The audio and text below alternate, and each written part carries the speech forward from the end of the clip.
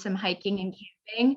And there, the charging infrastructure is just so much harder. And so the plug-in hybrid was like a good in-between option for me. I wouldn't say, I mean, my car is still relatively young, so I haven't experienced that many maintenance issues, but having to go in for oil changes and stuff is a bit of a bummer.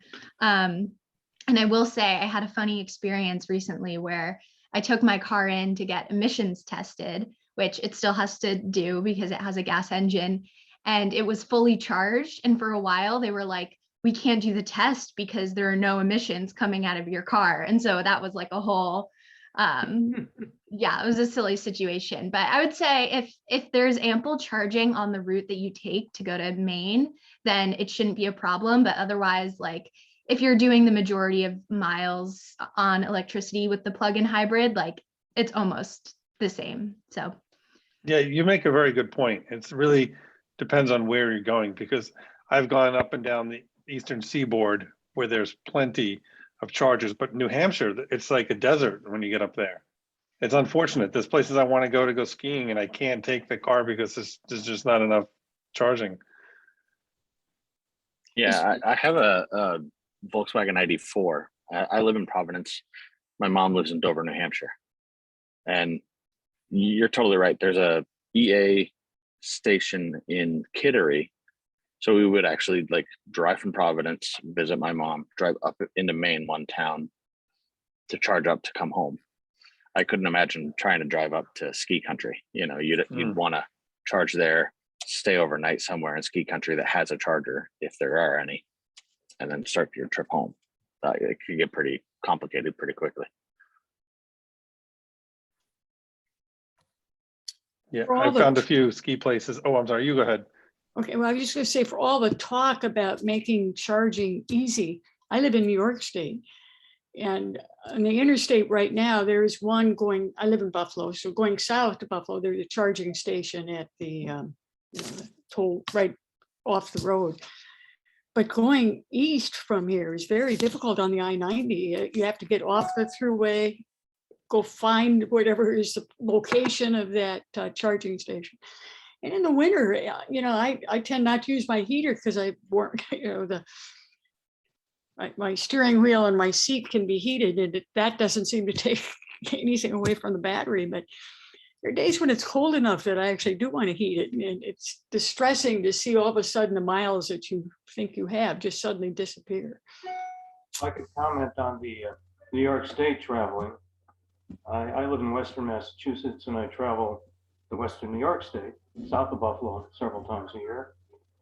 And I like to frequent the Electrify America network because I have 2 years of free charging for one reason, but there are Electrify America fast chargers at Walmart's. There's one in Western New York and Dunkirk, New York. There's one in Cheektowaga, at the Waterloo outlets just off the thruway, in Herkimer, and then in Albany there are a couple. So with a little planning, you know, I've made the 420-mile trip with, because my wife says I have range anxiety, I did it with 3 stops.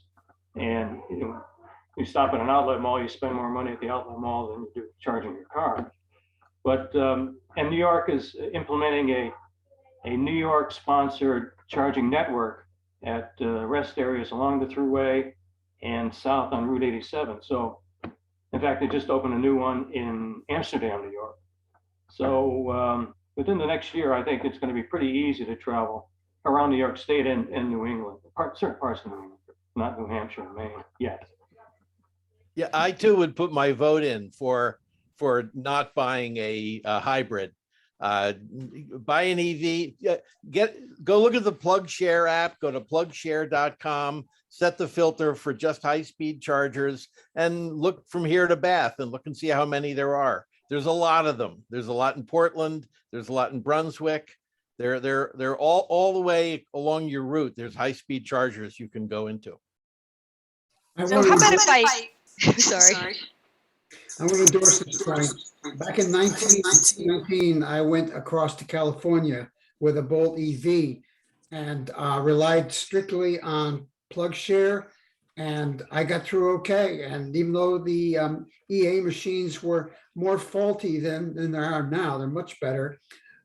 It can be done. You just have to sort of trust it and try to ignore the range anxiety. None of us are going to beat Glenn's trip of 8,000 miles. I've done 8,000 miles in a run. Really? I'm going to try. Greenfield, Massachusetts, up and down California, back through Tulsa, Oklahoma, back to Greenfield. It's 8,000 miles. Yeah. Wow. 2019. There you go, Glenn. He's got your beat. Hey, we were on the road together probably. I've noticed that I was active at 4 different sites during National Drive Electric Week, doing show and tell. And I was asking other drivers, what's your longest run? And I was not getting that sort of answer. There was a 155,000 volt Beaver Victory guy, and his longest run had been to Maryland. So it's been an interesting question to ask. I think we are in a great minority for the long distance driving. I did 8,854 miles in 60 days. Glenn, I know of you. You live in Greenfield as I do. Yes.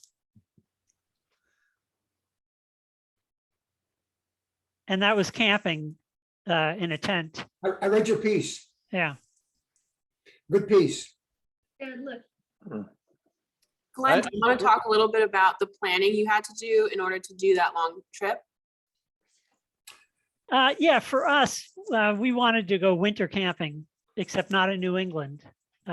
Although I used to do that when I was younger, but my wife is not that interested in winter camping in New England.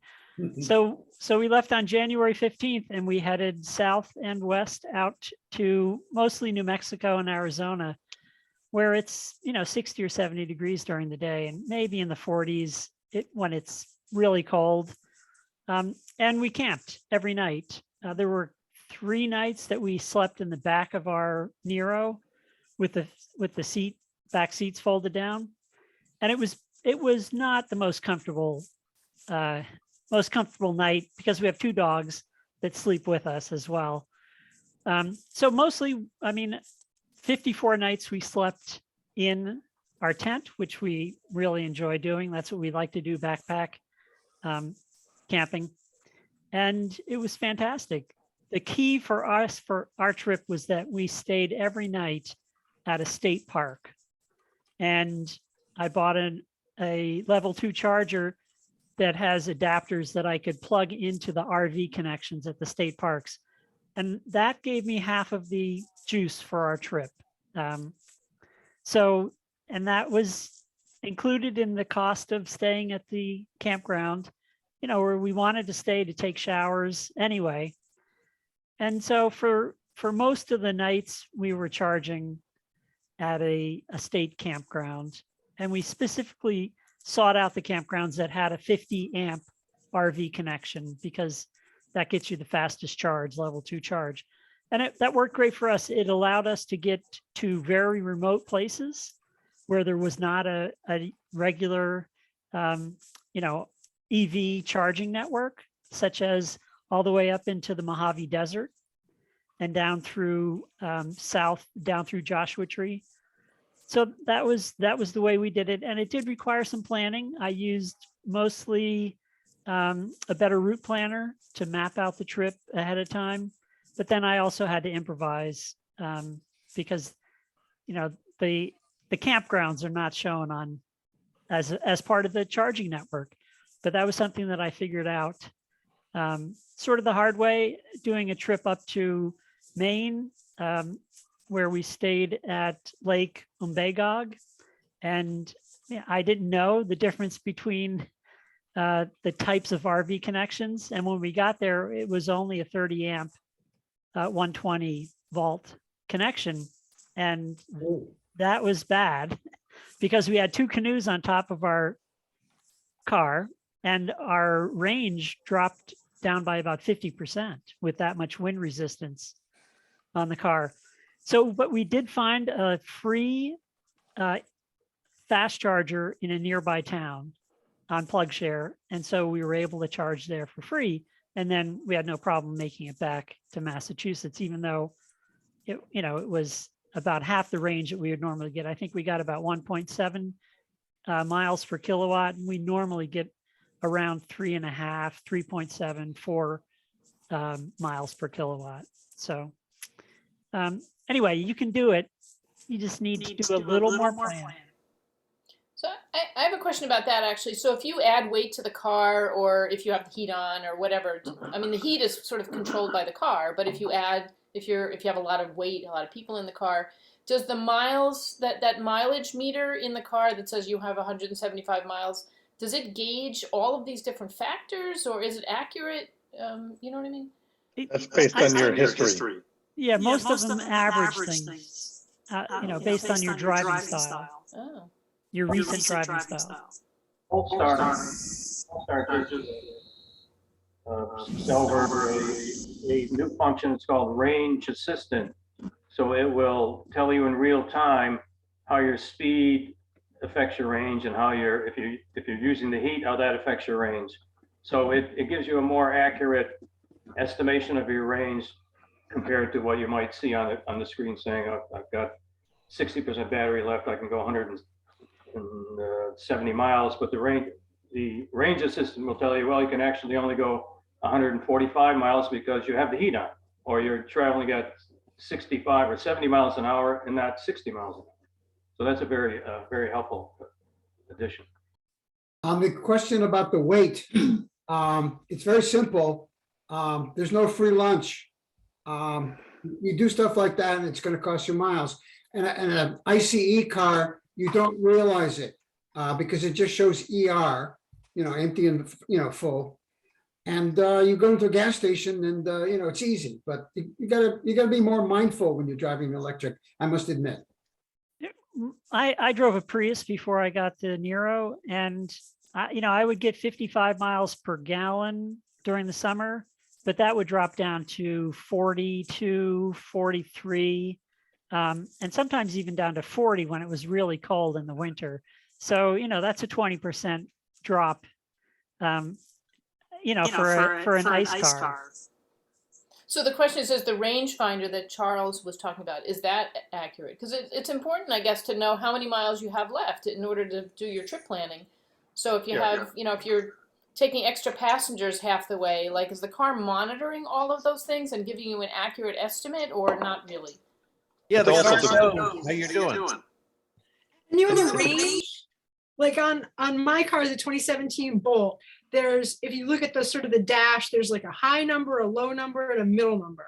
And you kind of game those, you kind of look at those numbers and game them as you go. And you can watch, say you are blasting down the highway at 75 and you're getting a little anxious, so you'll maybe cruise control to 63. You can see those numbers change as you go. Well, Susan also has the Bolt. If you've noticed, I know a lot of people have Bolts, don't even see this, but there's a little line to the left that goes down into the yellow to the lower number as you're trending, and green on the upper side on the left as you're trending to the higher numbers. That's just the Bolt. I mean, it really, so I think Laura's question really depends on the vehicle too. Yes. Some of them do really well. I think the Bolt does very well in responding to it, because I have gone down to where I have 0 miles left. I've gone right to the bottom multiple times. Yeah. It just starts flashing when it gets to 14. And if you've had a first generation Leaf, 14 is nothing. You can keep going. It had a range of 85 miles. So there's no battery truck, right? AAA doesn't have a thing that like drives around and brings juice. This is no, but they have flatbeds. They just tow you to a charger. Yep. I'd like to add one thing on range anxiety. One way to get around it. It's not generally known in the East, the signs, you don't see it on the interstates, but there is a minimum interstate speed, which is good for most of the country. That is 40 miles an hour. No farm equipment, they don't want that. 40 miles an hour is the minimum. But what you can do, and what I've done when I'm really a little bit worried about getting to the destination, the next charger, cut the speed to 40, put on the blinkers. Everybody's going to pay attention if you put on the blinkers, and just the miles will actually increase at that speed. I've seen it go up, especially on downhills. I've seen my range increase. So not to worry too much. Does Yes, anyone very- have any insight about weight versus air resistance? I got a cargo rack for my bicycles for my car, and I opted for one that mounted on the rear as opposed to one that goes on top, thinking that, you know, all else being equal, at least I'm not contributing to air resistance. Have other people had that experience of like, you know, the weight matters less depending on Yeah. where you're putting it? Yeah, I The don't think weight weight is matters much. less. It's the air Yeah. resistance that's really the killer. I came back from New Mexico with more than 300 pounds of rocks in my car because I just love collecting rocks, and there's a It lot might of be rocks, illegal. a lot of rocks out there. That didn't affect the mileage at all, but putting those boats, 2 10.5-foot boats on top of the car, that's a killer. You know, now I know, but the first time we went out, I had no idea that that would happen. What's the cost in EVs to go another 20 miles an hour? In other words, if you're the kind of person who occasionally strays above the speed limit, which I'm sure other people do. I find that the sweet spot is around 65, 67. Once you hit 70, it's a big drop. My experience with the Bolt EV is it's different. To keep, there's a bouncing ball in the current 2019 car, which I have. And you know, if you're below the level, the middle of the level, you're actually braking, and above it, you're spending your speed more than you would expect. I have found around 54, 55 miles an hour is a sweet spot. You go past that and it starts to get above the middle line and stay there, which to me says you're losing range at this speed. 55 54, could be tough 55, in where I 54, live. 55, 53, right in there. Yeah. This is cross-country driving. That's what I've been seeing. That's a Bolt EV. Yeah. So I would get rear-ended at 55 going through Rhode Island on 95. Put your blinkers on. People don't use blinkers around here. Yeah, Pay that's how I attention. ended up at the Mall of New Hampshire last week. Exactly. Where there's one of those, what do you call them? Electrify America. Yeah. Manchester? Yeah. Yeah, they Yeah. have 4 good chargers. They're brand new. I'm thrilled they put them there. Yeah. And they did really good job quickly. It was excellent. Yeah, because they will eat you alive if you are driving 55. They will. It's a jungle. Yeah. The thing about public charging, though, I think that I found that when I first got an EV almost 8 years ago, I was always looking for free charging. And it's so cheap at home anyway. So I don't even bother anymore. If I have to pay, I have to pay. I see it as a luxury, and it's a necessity at times. It's like if you're on I-90 going through Massachusetts and you have to stop at a gas station that's right on the turnpike, the price is going to be higher, but you need it. So you top off at home. Opportunity charge where you can, but don't worry about paying a little bit more if you're only going to do it for 10 minutes, 15 minutes. So what does that cost? 15 minutes. It could depends on the station, but it could be $2, it could be $10. No, it's nothing. I mean, So compared for to the- the price of gas, it's For ridiculous. the high-speed charger at the Mall of New Hampshire last week, it was under $10 to take my car from 48 to 82%. So that's, I'm not mathematical, but it was, I mean, I was very pleased. Because the car gets nominally like 85 miles per, right? It's 85 equivalent miles per gallon. So it's very thrifty. I was very pleased. Yeah, and I think the other thing is, so it may cost a little bit to charge publicly, but you're also, gas is not everything. It's the savings, it's the maintenance. You know, you're not changing belts and hoses and fluids. And, you know, I have a Volvo V8, which I probably dump $1,000 every 2 months into. Power steering, well, we have power steering in this too, but I mean, just all the different emissions and everything, and brakes. You don't use brakes on an EV nearly as much either. So what I'm saving in the Bolt is my V8 is killing me on the other side, so I'm balancing out. Most people charge their cars at home, and charging using utility cost for electricity, the Bolt is less than half the price of most gas cars. So most of the charging that you do, you're saving a lot of money. So the fact that you occasionally have to pay at a slightly more expensive charger on the highway, you just say, okay, I'm glad it's there. And then if you have solar panels, then it's a lot cheaper to charge too. Oh, yeah. Oh, yeah. Oh, yeah. In response to Bob, even if you do have to pay for your charging, it's still going to be a lot less expensive than gasoline in terms of cost per miles driven, correct? Yes. Yes. My And Bolt if costs you me can- less than a nickel a mile, and an EV costs you generally about 10 or now with $4 gas, 12 or 15 cents a mile. And if you can do your charging on the road in areas that have less expensive electricity, it's even less expensive for you then. Yeah, mean, we still have free charging in Greenfield. Yes, we do. The level 2 chargers are all free. Yeah. And you can do it overnight. Yeah, at the jail. Nice. That's where I charge. Oh, right behind Town Hall. Yeah. That's right.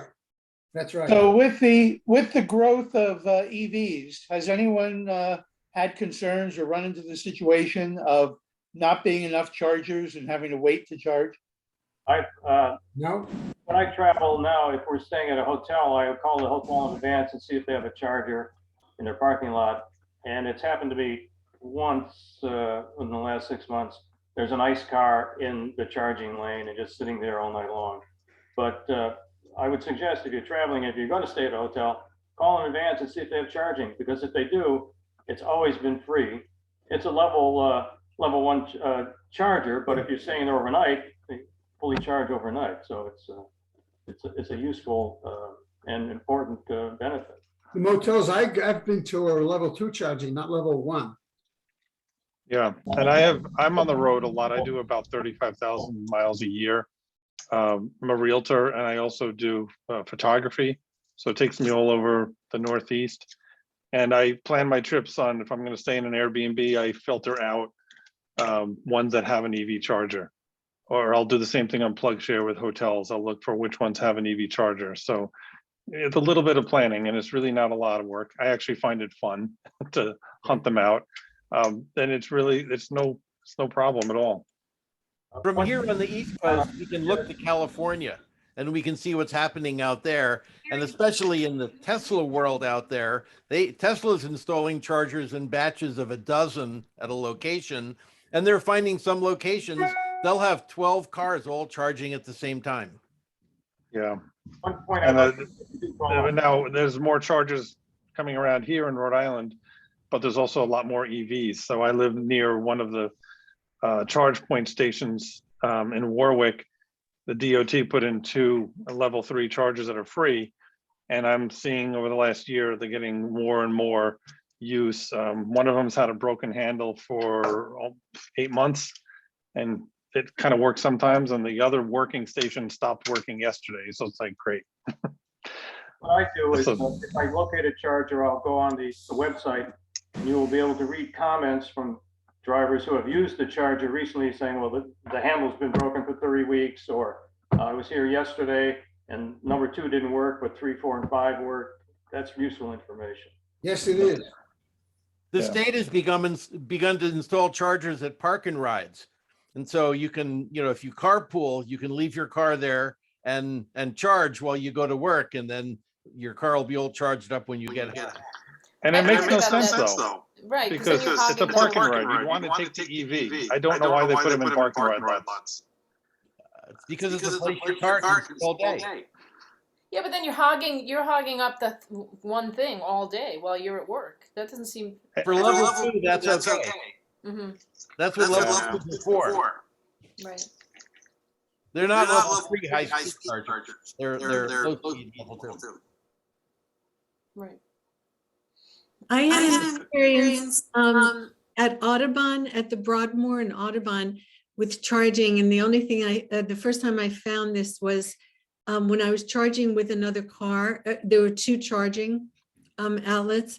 And because the other car got there first, his car charged faster than mine. So I hadn't really known that. It wasn't a big deal. It wasn't that much less, but that can happen. But his car might be naturally charging faster than yours. Some cars charge a lot faster than others. Yeah.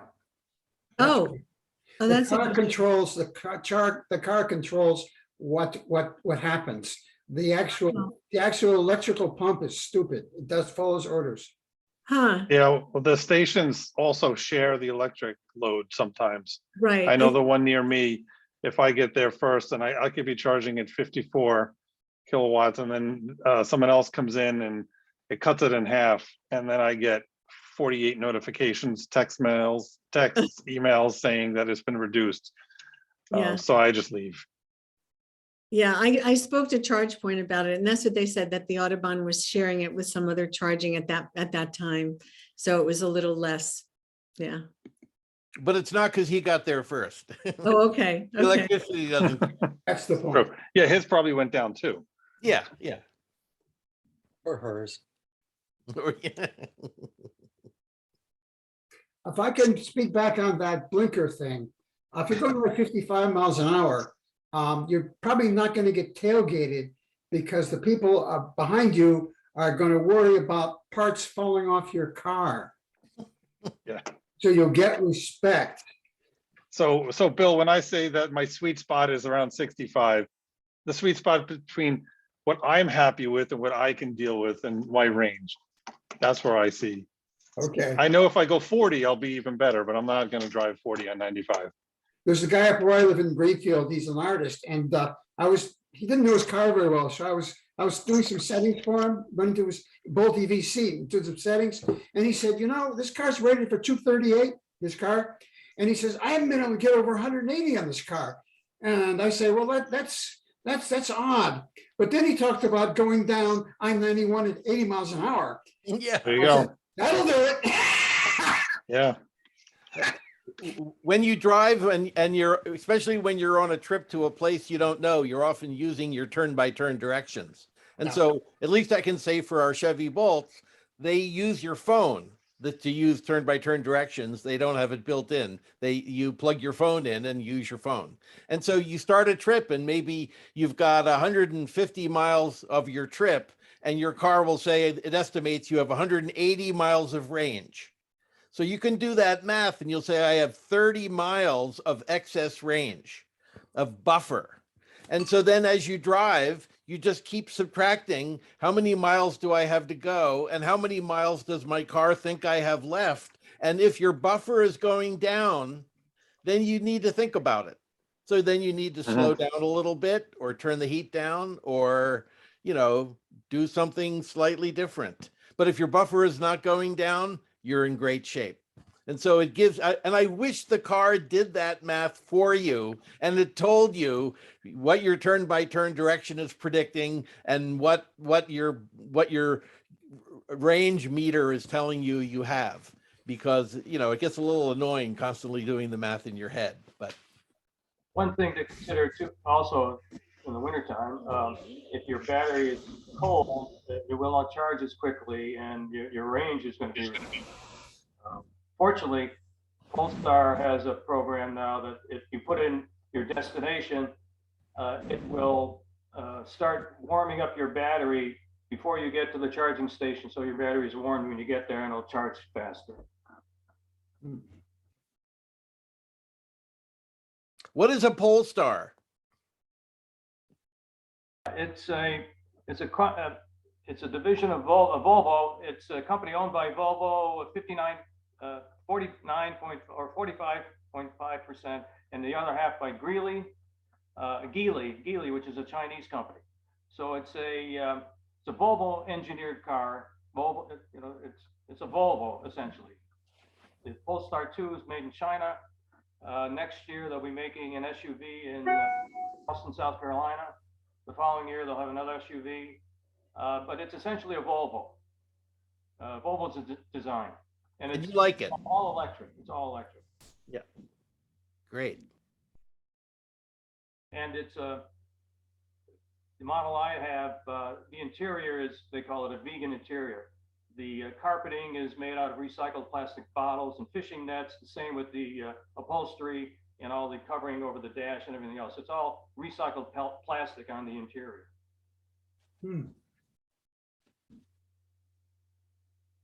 I'm surprised there's so few people with Teslas speaking up. I think there is at least one Tesla name I noticed in here, but Here. yeah, right. Tesla's a great car. I mean, we're all going to promote our Chevy Bolts and, you know, our Neros and whatever, but. Yeah, Well, Amy can go 85 miles an hour and go 300 miles, right? I have a 2016, so I'm not that good, but it's nice. You were saying you would have to do the math for traveling. And the nice thing is in my console, I have a route planner built in. So if I type in an address, wherever it may be, Maine, whatever, it will plot out my trip and add the charging stations as waypoints as I go. It would also adjust based on, you were saying, some of the stations, but if you get there and they're full, whatever, there's too many people there, there's a wait time, it'll auto adjust my route for me as I'm driving. So not all cars do you have to worry about doing the math. Nobody's got a software like a Tesla. It's what happens when your company's owned by a software guy. Yep. Amy, I actually have a question for you. So I'm out in the Bay Area for the holiday to visit my family. And because of the announcement that Hertz made a couple of weeks ago, I was able to rent a Tesla to drive out for a little trip. And I was wondering, how do you pay for charging? Is it like the ChargePoint app where you connect the app to your phone and then do it that way at a supercharger, or is it connected to the car somehow?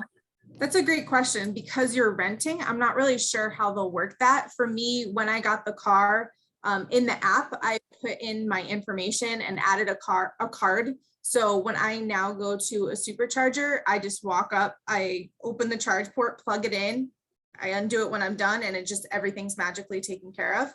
I didn't even realize it, but when I bought the car, I guess I set this all up. So the first time I went, I was like, did I just get all this for free? I did not. It did charge my card, and it won't let you do anything unless they have a card on file, obviously. So it might be a little bit different though when renting. I'm not really sure how it worked, to be honest. Gotcha. I guess I'll figure it out. It was funny, Yeah. kind of, I feel so comfortable charging in public because I've done it with my own car, but suddenly with a vehicle that's not my own, I was like, ooh, this is like scary and new. But Yeah. maybe if we do another one of these chats in the new year, I can report back on how it went. I'll look it up too. We'll see. But maybe they have a couple miles built in. So if you plugged it in, or they might just charge your bill if they see the charge on the car. I'm not sure. When I charge my car, I love talking to the other EV owners that are charging at the chargers around me. And I was charging next to a guy who had a Ford Mach-E, and he had rented it because he had to take his pickup truck into a dealership to get some work done on it. And he had the Mach-E for a week, and he'd fallen in love with it. And he planned on getting an electric car next time that he has to buy a new car. So that's a great way to try out a car. I see a lot more Mach-E's out there lately now too on the road. Yeah. I have a story that is both disastrous and reassuring. Plugged in Tulsa at a newly constructed park site, level 2, right? Came back to the car, and it wouldn't start. It told me two things. It said you have 108 miles, which is when I plugged it in. That's what it said. And then it also said you've got 0 miles. And what apparently had happened was there was a spike. And so it knocked my car out. It had to be towed it to a specialist for Chevy, because there's a Chevy Bolt EV. Took a motel for the night, came in the morning with apprehension, and said, what's the story? And he said, well, we checked the codes and we'll checked out the car, and you just blew a fuse. You're ready to go. In other words, battery pack not damaged. Okay. There's the good news. Yeah. To go back on what I was saying earlier about maintenance, I just want to mention that in 7 years of having an EV, and 3 EVs, because I leased the first 2 and then I bought the one I have now used.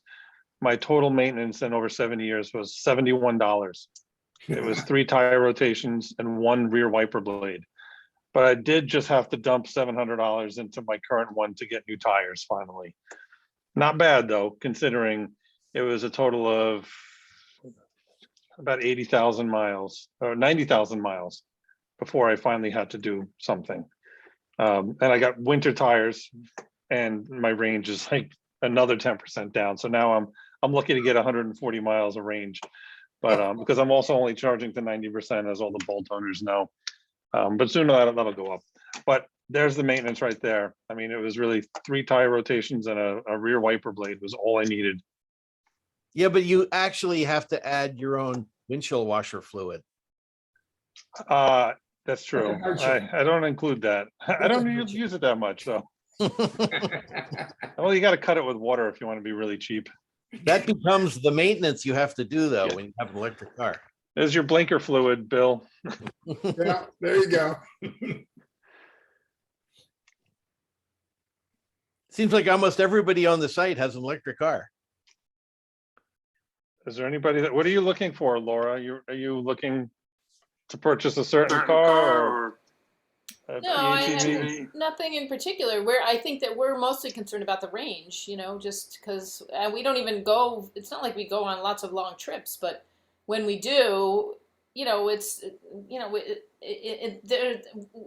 Bill said range anxiety. I mean, I guess it's mostly that. Like, we just don't know enough about how long are we going to be able to go for, and what factors are going to affect our mileage, and all that stuff. So that's, I think, the main thing. Like, Go to charging plug stations. here. Go ahead. No, you. Go Go to to one one car right now. We And- we actually have 2. We have a minivan, which I need for work because I'm always sort of carting stuff around, and we also have a Prius for 2006. It's really old, and it gets about 40 miles to the gallon, which is pretty good. But we're definitely going to buy an EV for our next car, but it's just when that would be. Hopefully in the next couple of years. But. So the range thing, I hear people say all the time that it doesn't work for them. Can you go cross country pulling a boat? I mean, how often do you do that? You buy the car for what you're using it for, which is why I have another ICE as well. I can't take my family of 5 and a dog and everything else in my Bolt. It's just, I can, but they're gonna be mad at me. So but most of the time I'm driving alone. I'd say 95% of the time I'm alone, so it works perfectly. Or if I have 1 or 2 kids with me, but it's, I don't know which one you'd replace, the Prius or you probably need the minivan for the space for what you need. But as far as the range, you said you don't drive a lot. The range is getting better and better. There's really not that many out there now that will do less than 200 miles. And that's a lot if you think about it. Most people only drive like under 30 miles a day. I'd like to bring I up. feel like, oh, go ahead, Bill. Go ahead. I was just gonna say that was one of my main concerns getting into an EV was the range anxiety. And now that I'm in it, you just adjust. It's a mind frame shift a little bit. It's almost like having, maybe a pickup truck that you own that gets like 14 miles a gallon compared to the Prius that gets 40. Depending on the car you're in, there's different habits you develop. Another thing, we were kind of talking about cold weather. I don't have a lot of experience with like the different weight. I don't do a lot of towing or really put anything on my car. But as far as going from warm weather to cold weather, it's not a switch where it goes from 85 to 20 degrees. It's a slow progression. So you just kind of gently acclimate as the temperature gets colder and goes back up. So it's not something jarring where you get in the car and the next day you have 100 miles less range just because it's so cold out or anything. You just adjust. It's really not that bad at all. But I would just put in a word, I leased a Bolt for 3 years, but now I own a Volvo XC40, all electric. Wonderful car. And Volvo, as you know, is going all electric in a couple of years, along with their Polestar part. But the XC40 Recharge, all electric, is a wonderful car. I needed more room than the Volt provided.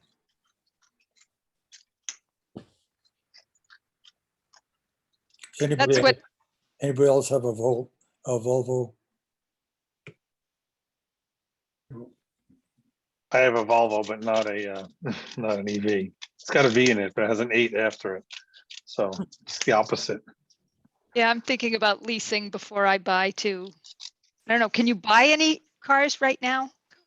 Does Yeah, that's anybody true. know if there's stuff available if I wanted to do it like before the end of the year? Everything that I've heard seems to indicate that there's extremely limited availability, not just for EVs, but new cars across the board. And unless you're really into the like super fancy additional packages and high-end features, it's hard to get like the base models. So just in terms of like the overall market, now is not a great time, but I'm continuing to keep an eye on it, and hopefully once things change, Drive Green will be able to notify people about like, okay, things are returning more to normal. But yeah, it's a larger issue in the market for sure. I ended up getting on the list with Quirk Chevy with Drive Green. So I was on their list to buy a second Bolt, and I ended up buying it used from a private party. But I'm still on their list, and today they sent me, we have the perfect vehicle for you. It was a Chevy Suburban for $88,000. It's like, no, thank you. But the other thing I was going to say is, Mark Loretano, I see you said you're on a waiting list. Are you on a waiting list for a certain car, Mark? Yes, I'm on two waiting lists. The Volkswagen ID4 and the Hyundai Ioniq 5. And the VW, I signed up on the waiting list in May this year, and they're saying sometime between April and June in 2022. So it's really bad. Are you waiting for the all-wheel drive one? What's that? Are you waiting for the all-wheel drive ID4? Yeah, that would be my preference. But you know, if there was a rear-wheel drive that was available, I might consider it at this point.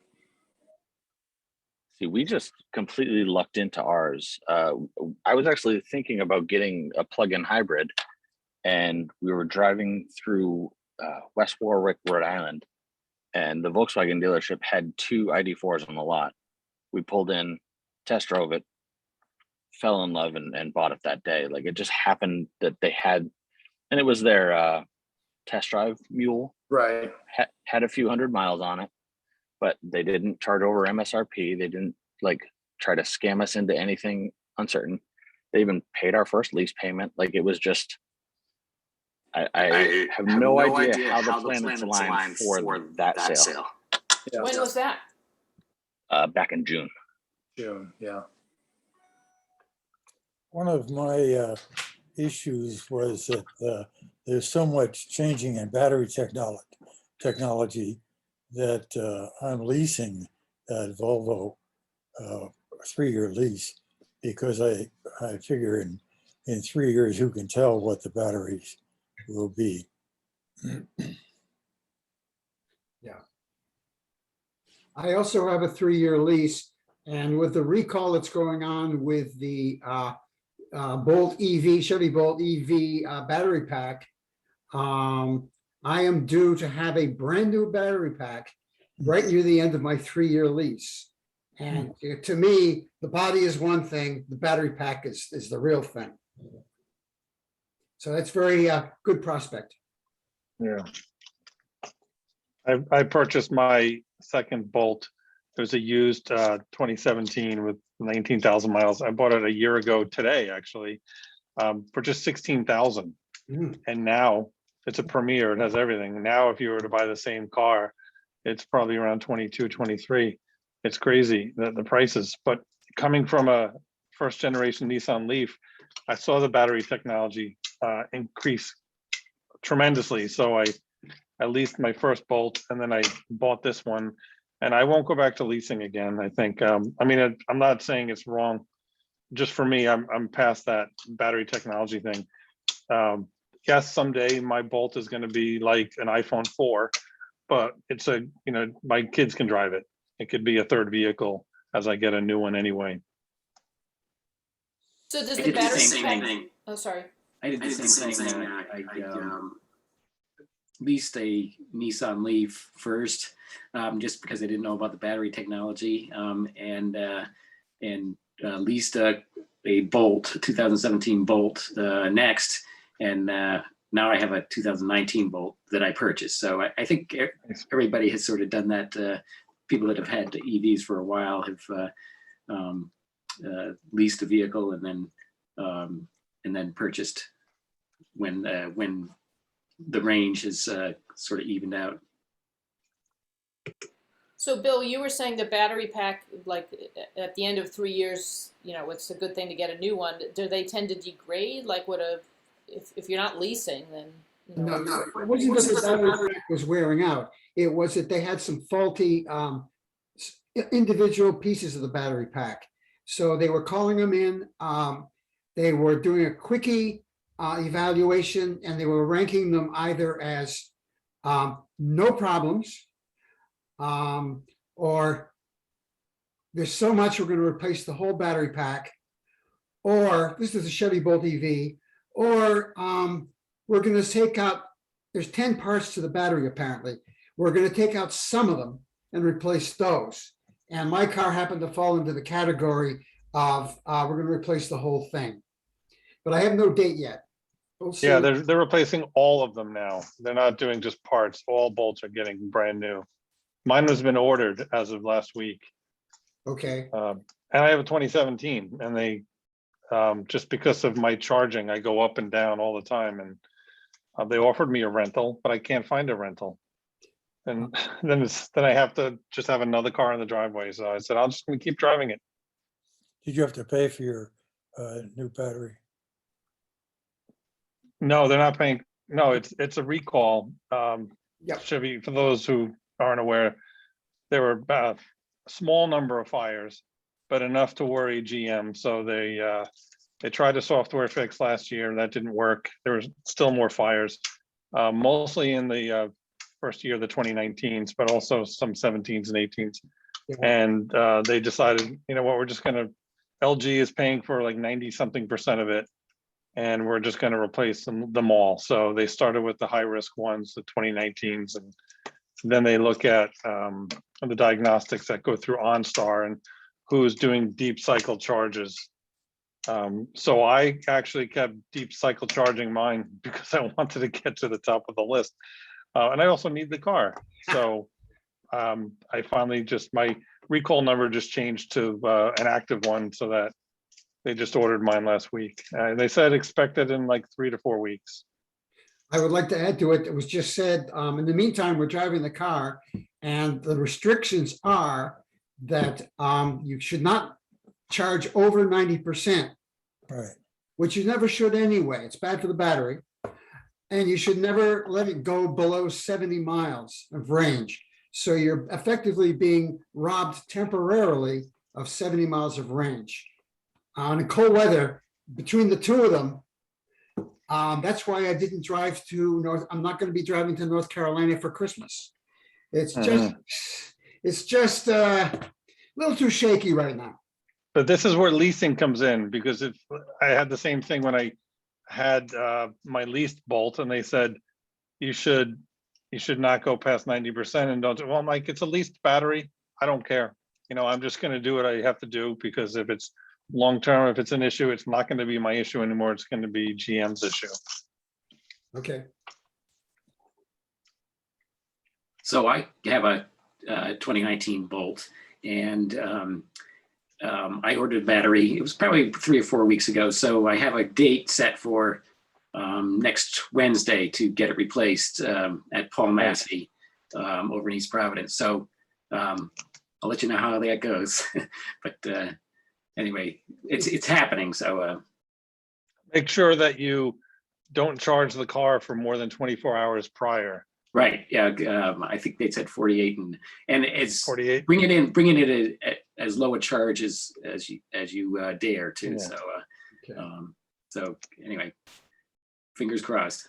Good. Good. I'll just add that this summer our car charged up to 310 miles on the range meter, which is the highest it has ever charged. So that's after 2.5 years of driving it, about 25,000 miles on it so far. So I haven't noticed that there's been any, battery degradation or, anything of that sort. But that's just my experience.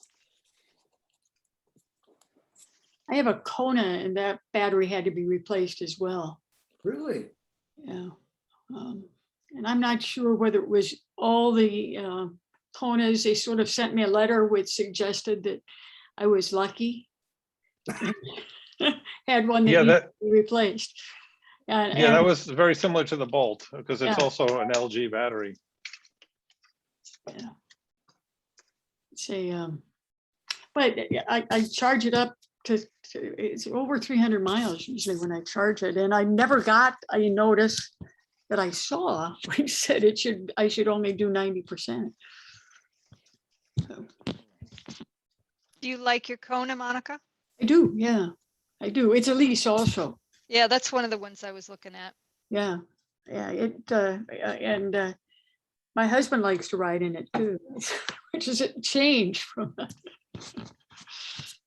So it's a nice ride. It's smooth. It looks like the breakout rooms are about to close. So before we get whisked away back to the main room, any last questions?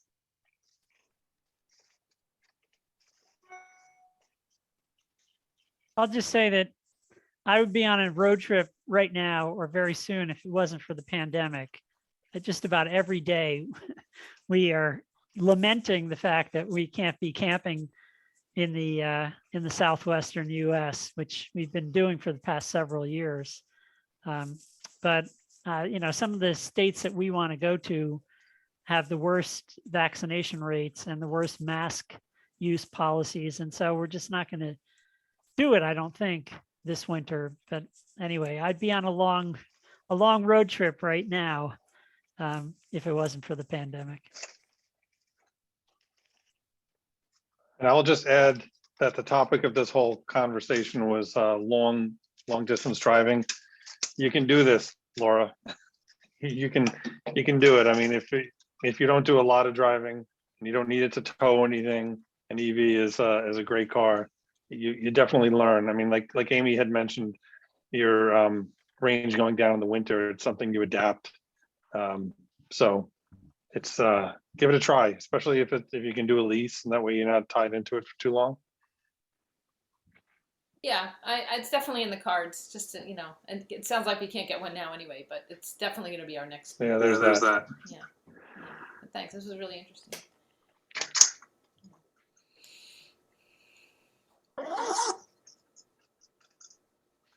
Great to talk to you all, by the way. Yeah, thanks. It was great. Nice meeting everyone.